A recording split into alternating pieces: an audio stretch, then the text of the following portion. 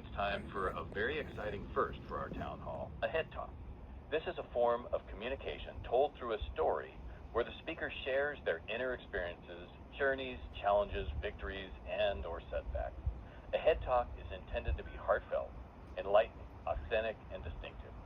So we're pleased to welcome our very own Chris Steiner. Chris is a member of the Digital Business Solutions team and has been with ADT for 1 year. She's also part of our community team, participating in planning these town halls and other activities. Outside of work, Chris loves volunteering with a children's program in her community, hiking and camping with her Great Dane, Cookie. Chris, go ahead. Big moments, key moments. When you think of these things, how do you feel? What did you learn? Would you do it again? These moments show us how strong we are and help us grow. We learn more about ourselves through experiences, reflection, and self-discovery. After all, discovering who we are is a lifelong journey. Sometimes it just takes experiencing something once to know whether this is for me or not. For example, I learned that I suck at rugby. I'm scared of heights, and I speak Mandarin with a country accent. I also learned that stepping out of my comfort zone is something that I'm capable of. In 2013, I made a decision to give up my life and career to travel abroad and teach in China, because I've learned that if life doesn't scare you sometimes, you're probably doing it wrong. See You Monday is something that we say to our friends once a week, so it may not seem so scary, but for me, it changed my perspective in ways I had never imagined. When my flight landed in China, it was scary, exciting, and terrifying all at once. My mentor from the university picked me up at the airport. She took me to lunch, then dropped me off at my apartment. Literally. We walked in, she gave me the key, showed me around, and said, "See you Monday," then walked out. I'm in a new city and a new country. I have no food, no transportation, and not even a map, because at this point, my cell phone doesn't work. And it's only Saturday. Okay, great. Now what? Decision fatigue. The more decisions you have to make, the more fatigue you develop, and the more difficult it can become. If I'd known what decision fatigue was at the time, maybe I could have given myself a little more grace. You know, the average adult makes between 33 to 35,000 decisions every day, including what we eat, what we wear, what we say, and how we say it. In addition to all the normal decisions we make in a day, being in China for the first time meant I was faced with problems like, where do I even buy food? How do I do that if I don't understand the language? What about water? I can't drink the tap water. What about transportation? I couldn't tell a taxi where I needed to go. I couldn't read the bus stops or the street signs, which were all written in Mandarin and looked alike to me at the time. How do I find my way back? Add to that a combination of jet lag, exhaustion, and not knowing a single person within 1,000 miles. Now that's decision fatigue. But I couldn't afford to feel drained by decisions, as I was here for something exciting. So that's what I told myself. This isn't scary, it's exciting. An adventure, right? If you've ever tried to talk yourself into something, you know where I'm coming from. And so I made a plan. Okay, what do I need to do first? Food and bottled water. So that's where I started. It's a lot easier to make a series of small decisions and go step by step. I grabbed my bag and a couple hundred Chinese yuan and headed down the 4 flights of stairs and out the door. Yeah, no elevator. I didn't even know where the market was, and I didn't understand the currency or the language enough to communicate with the shop owners. But I needed to start somewhere. Right. Walk in a straight line so you don't get lost.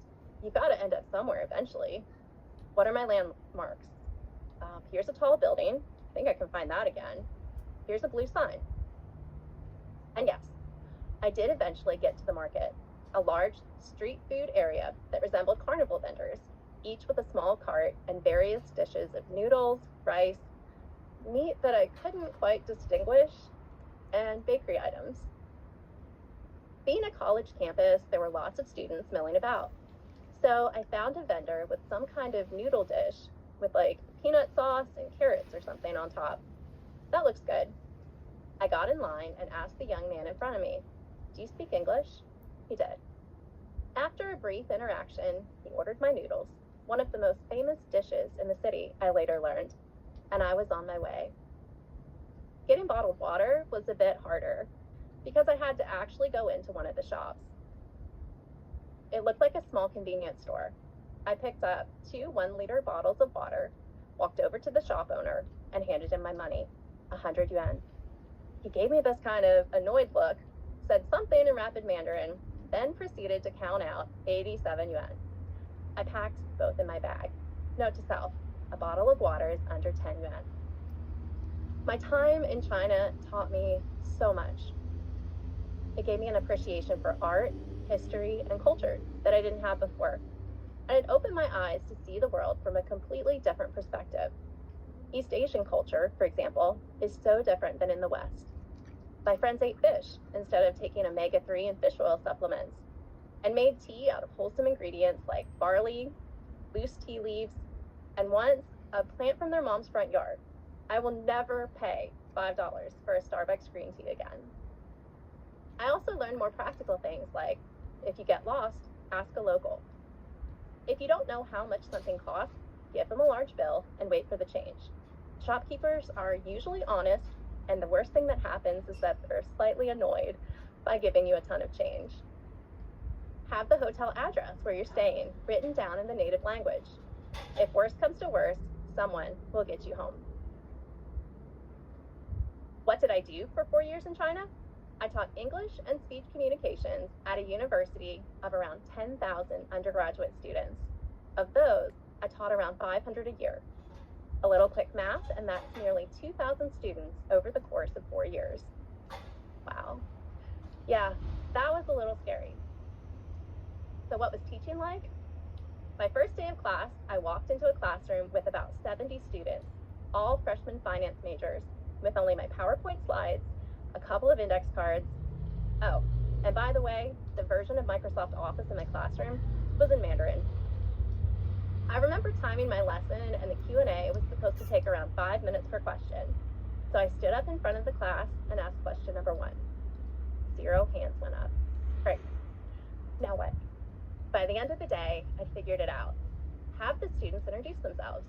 Yes, there are 70 of them. At a minute each, that's nearly the whole 90 minutes. Success. I think I can do this. And I did. I'd only signed a 10-month contract, but at the end of the school year, I signed my renewal. And then I did it again and again. When it was finally time to come home to the States, and I knew that it was, I'd gained so much insight. I may have looked the same on the outside, but inside, I was a completely different person. And it set off a chain of events that is still changing my life today. I learned that I'm a person that craves new experiences. I like learning. I want to grow. And so I did. I went back to grad school at 31. I learned to play rugby. And I did a summer immersion program to learn Mandarin. I started rock climbing. Shonda Rhimes, in her book, Year of Yes, tells about her year-long journey to say yes to every experience that scared her and how that changed her life for the better. She says, happiness comes from being yourself, which is why it's so important to keep reflecting on who you are and who you want to become. She also says that your comfort zone won't help you grow. So, what would happen if you said yes to all the things in life you're not quite sure you can do? Would doing things that scare you change your life? I don't know, but it changed mine. For me, that was going to China. For you, it may be something a lot closer to home. Maybe it's going camping for the first time, or a solo hike. Maybe it's singing at that karaoke bar you've always wanted to try, or doing community theater. It might just be giving a head talk like this one. What I didn't tell you about my China story isn't really that glamorous. It was challenging. I was broke, and my journey began because I needed a roommate. A friend of a friend was coming back to the States after their journey in China. Just a few short months later, I left to begin a whole new life. All of that to say, your path is not your final destination, and where you are now can change in an instant, for better or worse. They say misery loves company. I think success does too. I said yes to a decision that scared me, and it changed my life. But what if I didn't? So now, stop what you're doing, just for a moment. Close your eyes. Breathe. What's that one thing that pops into your mind that makes you say, no, I can't do that? Whatever that thing is, that's your thing. Go do it. And pop it in the chat. Thank you. Yeah, thanks, Chris. That was wonderful. All right. So now we have